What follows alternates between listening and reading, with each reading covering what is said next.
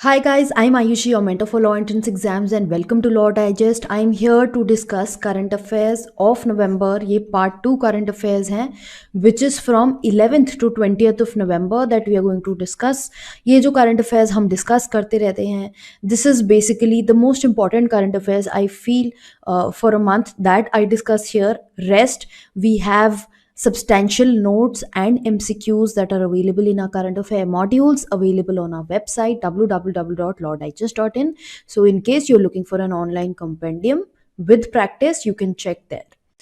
सबसे पहले national topics की बात करते हैं. एनुअल शो एयर फेस्ट 2022 जहां पर हेलीकॉप्टर्स एंड प्लेन्स का मनूवर होते हुए दिखाया गया at headquarters maintenance command at Nagpur.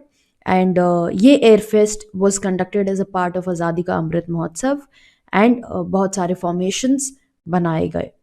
Then international financial service centre authority and reserve bank of India ने एक एमओयू साइन किया है for collaboration in the field of regulation and supervision of regulated entities.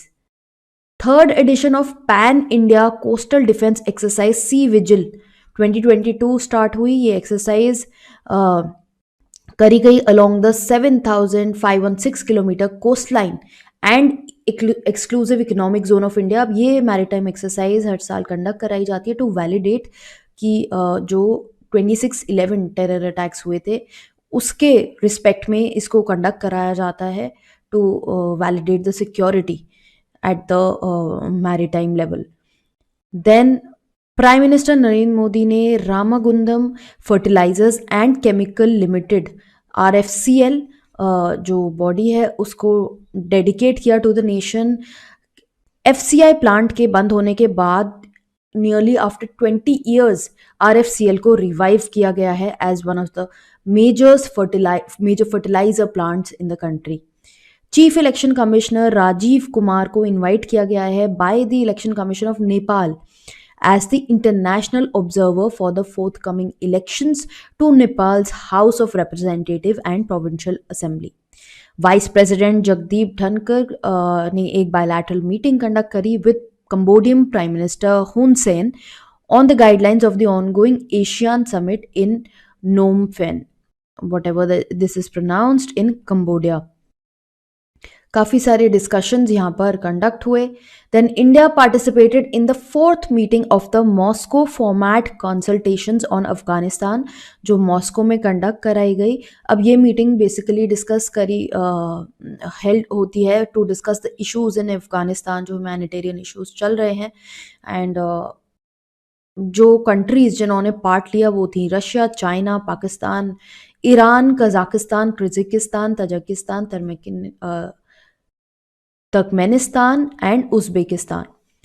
Then international topics की बात करते हैं. US में FBI director जो है क्रिस्टोफर रे, इन्होंने बोला है दैट जो ये एजेंसी है it is investigating the operations जो न्यूयॉर्क में हो रहे हैं regarding the unauthorised police stations. ऐसा रिपोर्ट आई है कि चाइना बहुत सारे अनऑथराइज्ड पुलिस स्टेशंस जो है वो चला रहा है न्यूयॉर्क में एंड उसके रिस्पेक्ट में ही इन्वेस्टिगेशन अब स्टार्ट हो गया है.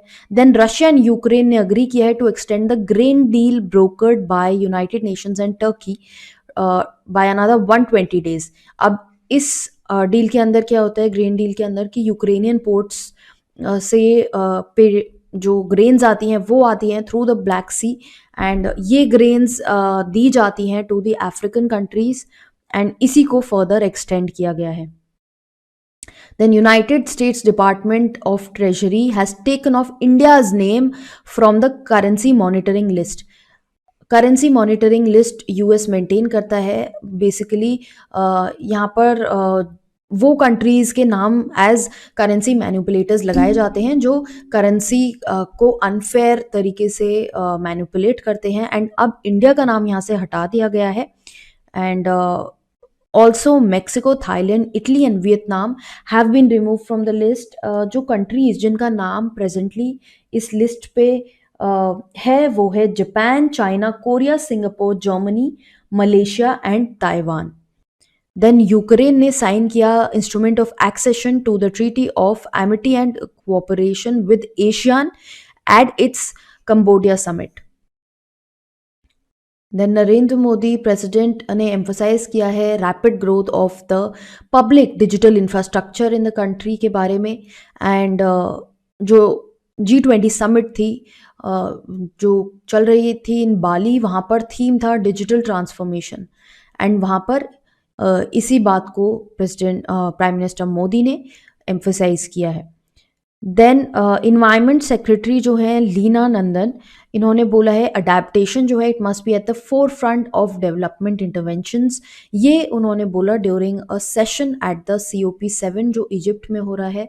एंड ये जो सेशन है, इसका जो जो समिट है, इसका थीम है long term strategy on adaptation and adaptation readiness in India. Then science and technology में इंडिया की पोजीशन जो है it has improved by 6 lots and India अब 61st पोजीशन पे है as per the network readiness index.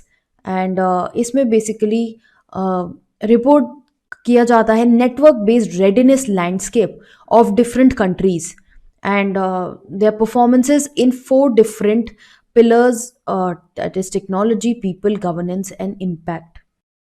And India की position की अगर बात करें तो इंडिया की AI टैलेंट कंसंट्रेशन में फर्स्ट पोजीशन इंडिया ने सिक्योर की है। इंडिया का first ever private Vikram sub orbital rocket जो है वो लॉन्च किया गया from Sriharikota and it reach the altitude of 89.5 kilometres with 3 payloads. Then COP27 climate summit जो कंडक्ट हुई इन शर्म एल शेख, इसके it is reaching its end and conclusions पे अब अराइव किया जा रहा है। And in the process European Union has proposed a policy called carbon border adjustment mechanism, ताकि जो कार्बन इंटेंसिव प्रोडक्ट्स हैं जैसे कि स्टील है, सीमेंट है, इनको टैक्स किया जा सके with effect from 2026। Cochin shipyard ने MOU साइन किया है with Inland Waterways Authority of India to build country's first hydrogen fuel cell catamaran vessel for Varanasi. Moving forward, US की स्पेस एजेंसी नासा ने Artemis 1 मिशन लॉन्च किया है from the Kennedy space centre in Florida and it is the most powerful rocket designed by NASA. Awards and honours देखते हैं। Army chief general Manoj Pande जो France में है इस वक्त, उनको गार्ड ऑफ ऑनर मिला है at the Les Invalides in Paris and he interacted with the chief of staff of French army general जिनका नाम है Pierre Schill. Then Kerala tourism को prestigious responsible tourism global award मिला है at the world travel mart in London. Then as far as sports is concerned, shooting में at the 15th Asian airgun championship जो South Korea में कंडक्ट हुई, India को 25 gold medals मिले हैं इंक्लूडिंग द 2 जो उनको फाइनल डे पे मिले। Youth affairs and sports ministry ने अनाउंस किए नेशनल स्पोर्ट्स अवार्ड 2022 एंड ये अवार्ड्स प्रेसिडेंट ने कॉन्फर किए on the 30th of November. Then Greg Barclay has been re-elected as the chairman of International Cricket Council. Then Vice President Jagdeep Dhankar was on a 2-day visit to Qatar to represent India at the inauguration of FIFA World Cup 2022. Days and dates की बात करते हैं। National press day observe किया जाता है 16th नवंबर को। President Draupadi Murmu ने homage पे किया टू भगवान Birsa Munda on the 2nd Janjatiya Gaurav Divas at Birsa Munda village. UN general assembly ने 18th नवंबर को डिक्लेयर किया है as the world day for prevention and healing from child sexual exploitation, abuse and violence. India में नेशनल एजुकेशन डे सेलिब्रेट किया जाता है ऑन 11th नवंबर which is also the birth anniversary of Maulana Abul Kalam Azad.